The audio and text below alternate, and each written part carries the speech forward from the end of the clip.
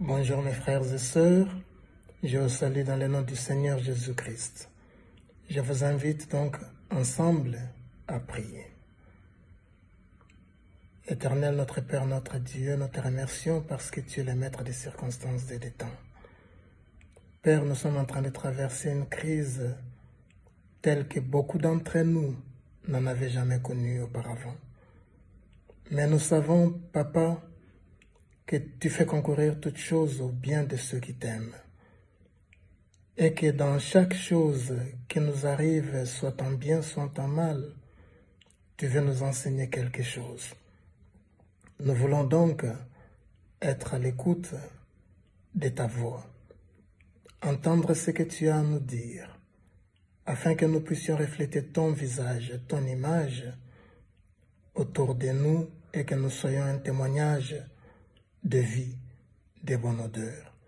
Père, c'est pendant que nous sommes en période de Pâques, nous te prions pour que cette parole que tu as déclarée être vivante, nous puissions la faire nôtre, que nous puissions manger de ce pain, et que ce pain nous rassasie, ce pain nous remplisse, et que de l'abondance du cœur, notre bouche puisse parler.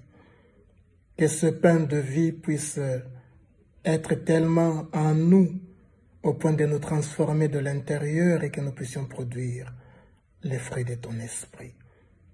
Bénis chacun de tes enfants partout dans le monde, tu les connais, tu nous connais chacun par notre nom. Et permets à ton Église de toujours être debout, tel un vaisseau, Père éternel, qui s'en va sur des flots mugissants et qui n'en a cure parce que le pilote est là. Tu es notre pilote. Conduis-nous à bon port et permets que nous soyons toujours tes enfants, que nous puissions traverser ces crises la tête haute, non pas d'arrogance, d'orgueil, mais plutôt de confiance et d'assurance que notre Maître veille.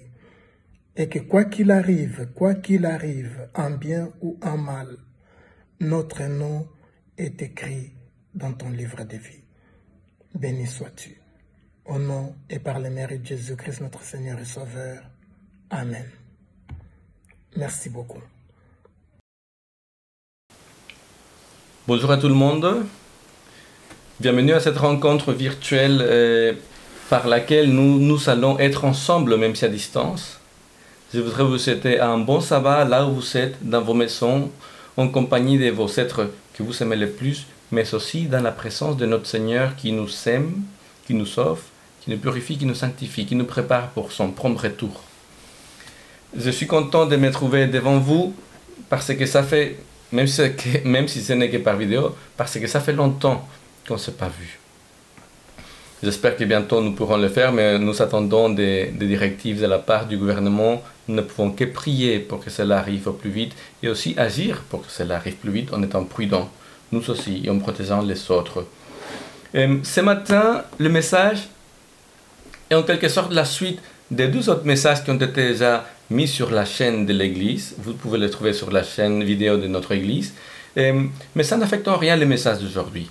Le thème global, c'est le thème de la Pâque. Vous savez, en cette période, nos amis et nos frères d'autres églises ont l'habitude de célébrer, de se rappeler de la mort et de la résurrection du Christ. C'est la période de Pâques. Et on peut le voir même autour de nous. Nous ne faisons pas comme eux. Nous avons opté de le faire d'une autre façon. Nous le faisons chaque fois que nous célébrons la Sainte Seine.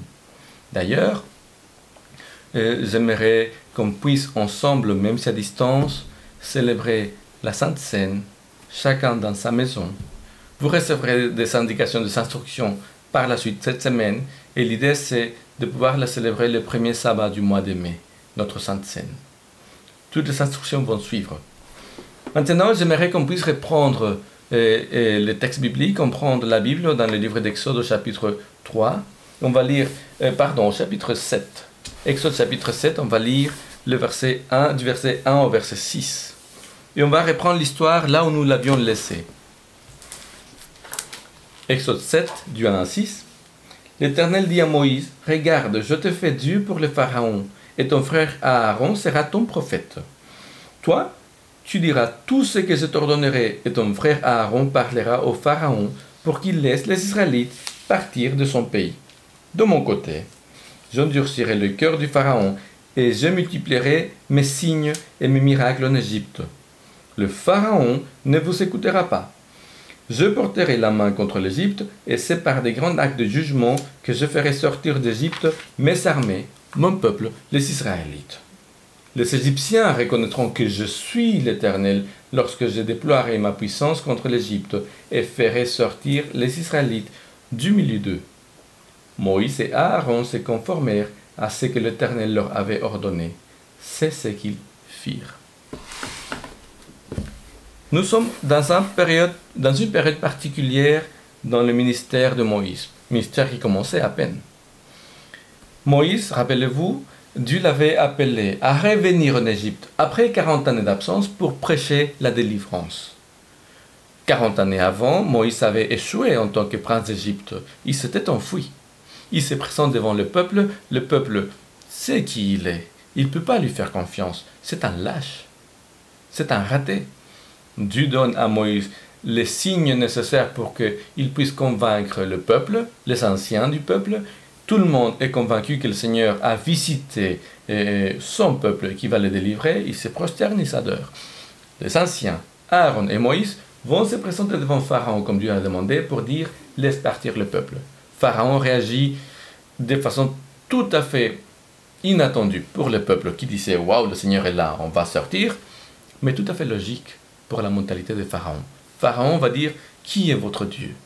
Et il va encore, il va opprimer davantage le peuple d'Israël. La servitude sera beaucoup plus dure, au point que le peuple d'Israël va tourner les dos à Moïse, à Aaron, et va dire « c'est vous la cause de tous nos maux ». Moïse va dire à Dieu « Seigneur, tu m'envoies pour prêcher délivrance, ils vont pire maintenant et tu ne fais rien ». Voilà, ça c'est le contexte. Dieu va envoyer encore une fois Moïse parler au peuple, le peuple ne va même pas vouloir l'écouter, Dieu va envoyer Moïse parler à Pharaon, Moïse va dire « mais non, c'est pas la peine, même pas mon peuple veut m'écouter ». Alors Pharaon, c'est pas question. Dieu va s'adresser à Moïse encore une fois. Chapitre 7, nous venons de le lire. Moïse désormais, il n'est comme que sur son frère et sur Dieu. Et ils vont aller se présenter devant Pharaon. Et j'aimerais que la suite de ces événements, nous puissions les appeler pas simplement les 10 plaies, mais qu'on puisse les appeler du nom que Dieu lui-même leur donne. Chapitre 7, verset 3. De mon côté, j'endurcirai les cœurs du Pharaon et je multiplierai mes signes, pas mes fléaux, pas mes plaies. Je multiplierai mes signes et mes miracles en Égypte. Pourquoi faire? Le Seigneur lui-même le dit. C'est par des grands actes de jugement que je ferai sortir d'Égypte mon peuple. Verset 6. Les Égyptiens reconnaîtront que je suis l'Éternel. Quand le Seigneur commence à agir en Égypte, il le fait dans un contexte défavorable, en particulier pour Moïse. Rappelez-vous, le peuple a tourné le dos à Moïse et à Aaron. Ils sont seuls. Et quand Dieu commence et il envoie ces 3 premières fléaux, ces 3 premières, vous voyez, on est tellement habitué à dire fléaux et plaies qu'on n'est plus capable de le voir autrement. Quand le Seigneur va envoyer ces 3 premiers signes, ces 3 premiers signes vont frapper aussi le peuple d'Israël. Le peuple d'Israël va rester aussi 7 jours sans de l'eau potable. Le peuple d'Israël va aussi subir le fléau des grenouilles. Et non seulement cela, quand les grenouilles vont mourir, qui pensez-vous qui a dû ramasser ces grenouilles et faire l'état dont la Bible parle et qui dit ça pue dans tout le pays? Les esclaves, pas les Égyptiens. 3e fléau, le moustique. Le moustique qui arrive, qui pique partout, tout le monde, les Israélites inclus. Comment est-ce que vous pensez que les Israélites se sentaient vis-à-vis de Moïse? Il vient, leur servitude devient plus insupportable et comme si ce n'était pas assez, ils subissent 3 fléaux de suite avec les Égyptiens. Oui, les Égyptiens qu'ils subissent, oui, c'est eux l'ennemi, mais pas nous. J'imagine qu'ils pouvaient bien dire cela. Et j'imagine un tout petit peu comment Moïse devait se sentir. Mais Seigneur, tu es là pour délivrer. Pourquoi tu frappes? La Bible ne nous dit rien, mais c'est des réflexions tout à fait humaines et logiques. Maintenant, malgré cela, ces 3 premiers fléaux sont bel et bien là. Et ces 3 premiers fléaux ont dû certainement faire réfléchir les Égyptiens. Certes, le Dieu des Hébreux, qui ne s'était pas manifesté pendant des siècles, commençait à se manifester, ce qui était étonnant. Rappelons-nous, à cette époque-là, quand une nation était plus puissante qu'une autre et qu'elle écrasait une autre nation, la raison était vue comme vraiment simple. Je suis plus fort parce que mon Dieu est plus fort. Mes dieux sont plus forts que tes dieux.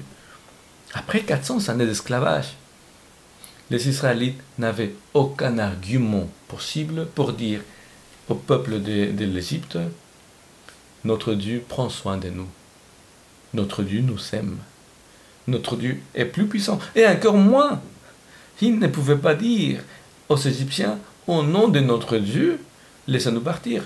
C'est pour ça que quand Moïse va se présenter devant Pharaon et lui dire, le Dieu des Hébreux, donc le Dieu des esclaves te dit, laisse partir mon peuple, sinon tu vas voir. C'est pour ça que Pharaon s'est mis à rigoler. Mais c'est qui votre Dieu? C'est pour ça qu'il s'est senti libre d'écraser les Hébreux encore plus. Mais après les 3 premières plaies, les Égyptiens ont certainement dû réfléchir à ces dieux particuliers, certes, qui étaient restés en silence pendant 4 siècles et plus, mais qui maintenant se réveillait et qui était capable, lui, qui s'était montré faible, d'agir au cœur même de l'Égypte sans que les Égyptiens puissent réagir. Certes, les magiciens de Pharaon avaient su faire reproduire les mêmes 3 signes, les premières 3 signes, mais à quoi bon? Ça ne voulait pas dire que le Dieu des Hébreux n'avait pas agi, lui, en premier. C'est quoi ces dieux? C'est qui ces dieux qui est capable d'agir de façon maladroite, parce qu'il frappe aussi son propre peuple, mais il est capable d'agir au milieu de notre peuple, les Égyptiens. C'est des questions qui s'imposaient. Même si en même temps, on doit se poser la question, qu'est-ce qu'on penserait, nous, d'un général, qui, lors d'une guerre, frappe ses ennemis, mais qu'en même temps, et au même niveau, frappe son propre peuple? On ne comprendrait pas. Ça serait incompréhensible. Le peuple d'Israël, lui aussi, doit se poser des questions. Certes, ils sont en train de souffrir, mais eux aussi, ils se rendent compte de la même chose que les Égyptiens. Leur Dieu, même si ça leur semble maladroit, est capable d'agir. Au cœur de l'Égypte, il est capable de frapper l'Égypte. On ne comprend pas comment il fait, on ne comprend pas pourquoi il les fait souffrir davantage. Mais finalement, il est là. C'est à partir du 4e fléau que Dieu va monter en puissance. En tout cas, il va manifester encore avec plus de puissance ce qu'il était capable de faire. À partir du 4e fléau, les plaies vont frapper que les Égyptiens. Aujourd'hui, on appelle ça des frappes chirurgicales. Seulement l'ennemi est touché. À partir de ce moment-là, le peuple d'Israël doit commencer certainement à se dire, mais il est capable. Mais il peut peut-être accomplir ce qu'il a dit. Peut-être que la délivrance n'est pas si loin que ça. Du même côté, de la même façon, chez les Égyptiens, ils ont dû commencer à réfléchir. Mais il est étonnant, ce Dieu. Au début, on aurait dit que oui, il s'est démené, mais sans plus. Mais maintenant, il est capable de nous frapper chez nous, alors qu'il n'est pas Dieu de chez nous. Et il est capable d'épargner son propre peuple en même temps. C'est qui ce Dieu? Comment les comprendre? Il y avait des choses qui devaient clocher pour les Égyptiens concernant ce Dieu-là. 4 signes, 5 signes, 6 signes, 7, 8, 9 signes. Ces signes, alors que le Seigneur est occupé à frapper l'Égypte au niveau financier, au niveau militaire, au niveau spirituel, il s'attaque à ces dieux et il montre qu'il est plus puissant. Alors que le Seigneur est en train de démanteler l'Égypte petit à petit, par ces signes, le Seigneur, il est en train d'inviter son propre peuple à réfléchir à ce qui compte vraiment pour eux. Par ces signes, Dieu commence à montrer à ce peuple qu'il n'a plus à avoir peur de l'Égypte, qu'il n'a plus à avoir peur des dieux d'Égypte. Il leur montre combien il est illusoire de placer sa confiance dans les richesses ou dans la force militaire. Il les a vaincus avec des moustiques et des mouches. Aujourd'hui, toutes les nations du monde sont à genoux, en quelque sorte, à cause de quelque chose de beaucoup plus petit qu'un moustique, un tout petit virus.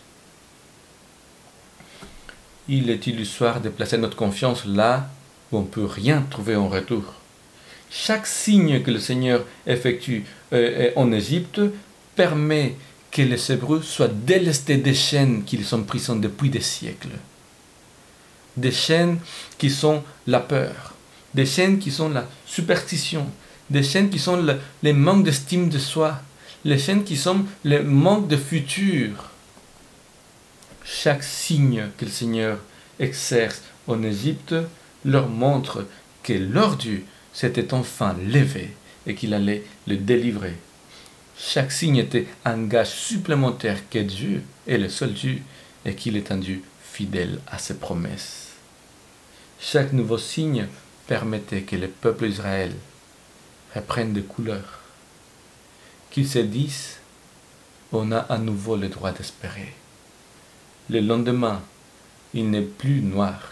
Le lendemain, il peut apporter un jour brillant, lumineux. En même temps, ce message était tout aussi visible pour les Égyptiens. À chaque nouveau signe, leur certitude s'ébranlait, leur croyance chancelait, leur paradigme s'effritait. Était-il possible qu'ils s'étaient trompés tout ce temps ? Était-il possible que les dieux en qui ils croyaient n'étaient finalement pas ce qu'ils disaient d'être, tout-puissants ?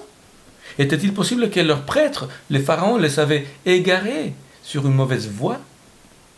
Était-il possible, autrement, comment était-il possible que le Dieu des esclaves soit capable d'agir au cœur de l'Égypte avec puissance et sans que l'Égypte puisse réagir ?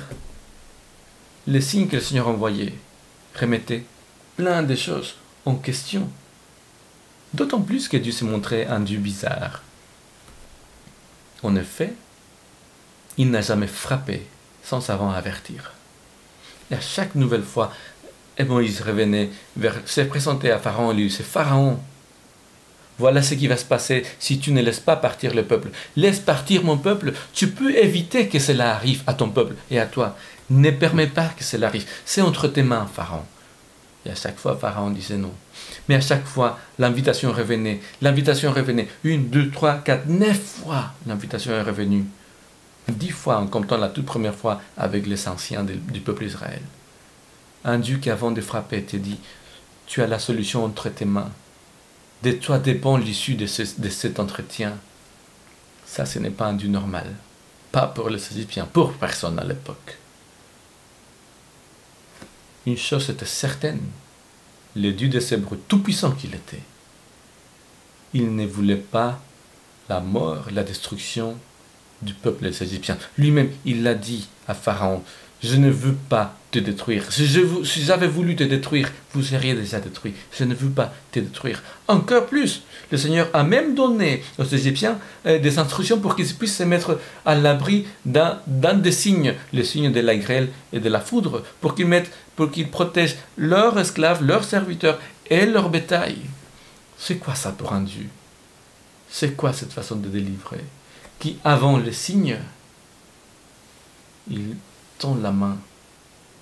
Et alors que le signe est inéluctable, il donne aussi un cœur des moyens de ne pas subir pleinement.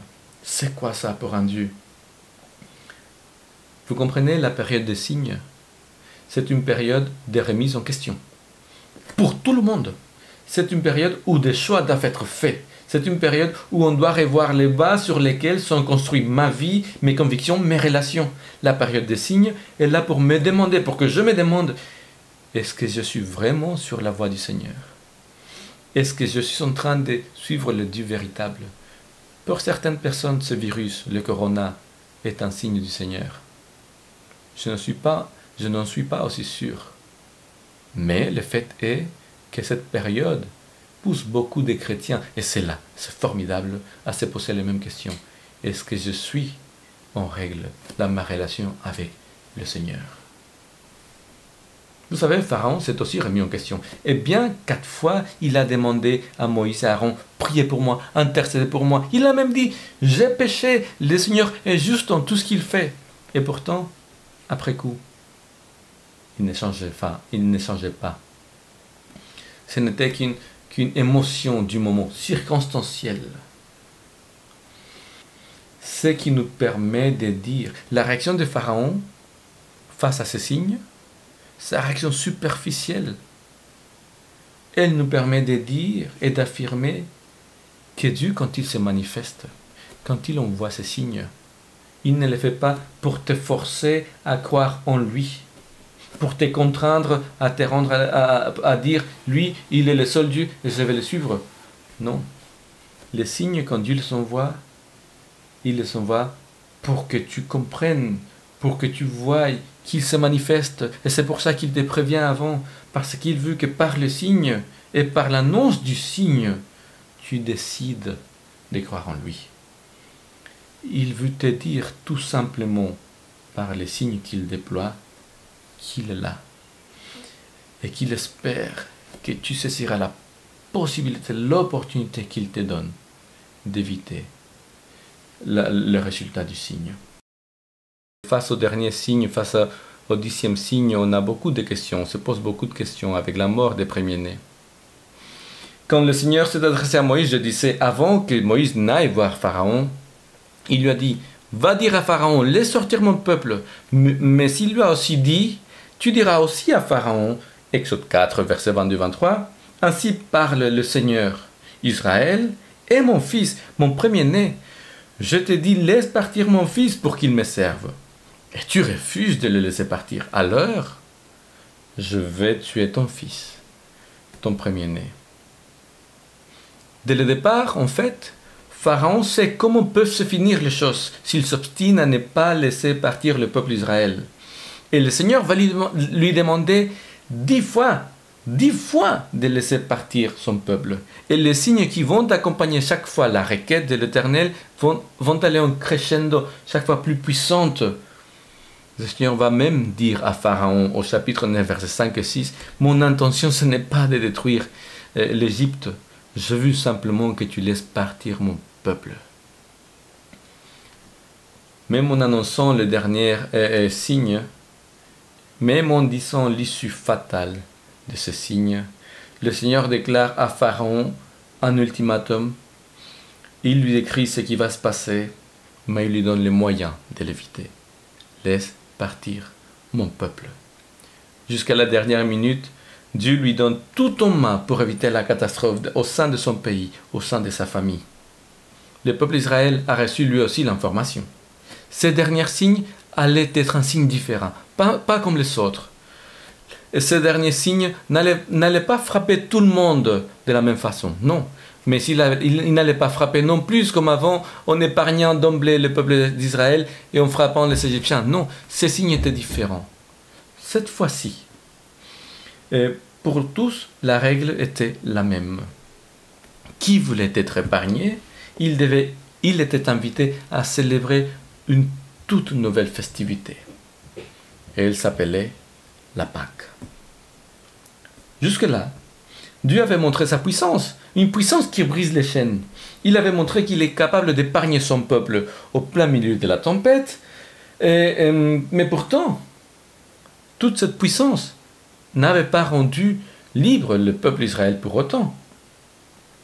En effet, peu importe combien de chaînes le Seigneur avait déjà brisées, si la toute dernière chaîne n'était pas brisée, alors rien n'avait été fait.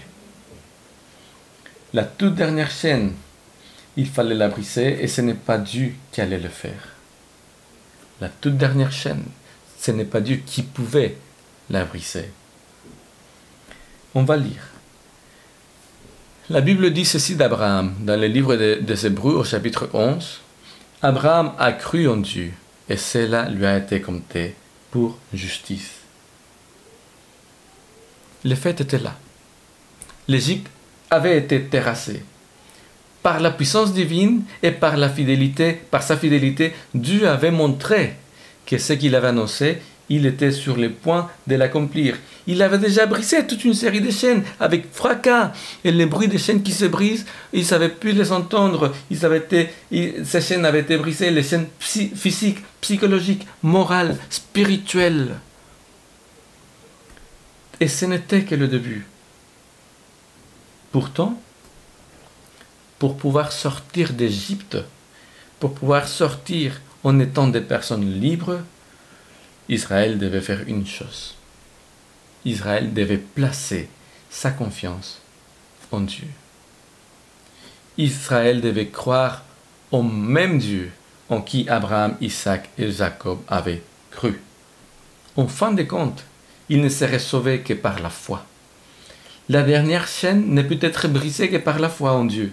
La toute dernière chaîne ne pouvait être brisée que si le peuple plaçait sa foi en celui qui disait « Je suis l'Éternel ». L'aviez-vous déjà remarqué? Les Israélites n'ont pas été délivrés que par des signes puissants. Ils ont été délivrés en ultime instance que par la foi. Et c'est la même chose aujourd'hui. Tu ne peux être sauvé que par la foi. Dieu ne te forcera pas à être libre. C'est ton choix. La différence entre les familles qui, la nuit de Pâques, ont perdu un fils et celles qui n'en ont pas perdu, réside pas dans un choix arbitraire de Dieu qui aurait décidé ainsi. Cette nuit-là, ce qui s'est avéré, ce qui s'est passé, il ne faut pas le voir comme un acte d'injustice innommable, une cruauté sans nom. La nuit de Pâques qui a péri tout en ayant apporté de la main le moyen de son salut, qui a péri car il a méprisé le salut qui lui avait été offert. De l'autre côté, la nuit de Pâques qui a vécu, qui a été épargné, il a été par la foi. Voilà le contexte dans lequel la Pâques a été instaurée, au beau milieu d'une société ravagée, d'une nature détruite, alors que le système financier de la plus grande puissance mondiale s'était littéralement effondré devant les yeux de tout le monde. Alors que tout était désordre et crainte, le Dieu qui avait dit « Je vais libérer mon peuple » donne l'ordre de célébrer déjà la liberté par un cœur tout à fait acquise. Au milieu d'une société ravagée, d'une nature détruite, alors que le système financier de toutes les puissances, de la plus grande puissance mondiale, n'y était plus, le Seigneur dit « Célèbre ». Par la foi, tu es déjà libre. C'est dans ces contextes chaotiques que le Seigneur a agi avec puissance. C'est par la puissance de son amour qu'il a brisé les chaînes qui emprisonnaient son peuple. C'est par son amour qu'il a montré les moyens de s'en sortir. C'est par son amour qu'il a donné les moyens. Il a mis à disposition de tous ceux qui l'auraient voulu d'être vivants après le passage, après le jugement. La nuit de Pâques, alors que pour les uns le lieu de Hébreux était une menace imminente, pour ceux qui avaient accepté de mettre leur foi et leur confiance en lui, il se révélait le seul refuge possible, le protecteur ultime. La nuit de Pâques, la toute-puissance libératrice de l'Éternel s'est manifestée dans l'intimité de la famille, au sein des foyers qui, par la foi, ont fait de l'agneau pascal et de son sang le centre de toutes leurs préoccupations. La Pâque est donc l'annonce de liberté. C'est la célébration de la libération finale, bien que toute proche n'est pas encore là. Le Christ, notre Pâque, nous invite à vivre ces moments qui nous séparent de son avènement dans la confiance de sa présence. Dans la confiance de sa présence parmi nous, au beau milieu du chaos, quand tout part à la dérive, quand les forces hostiles se déchaînent. Christ, notre Pâque, est le signe ultime sous lequel nous sommes invités à vivre. Christ, notre Pâque, est pour nous. Il est avec nous jusqu'à la fin. Et si Christ est pour nous, qui peut être contre nous?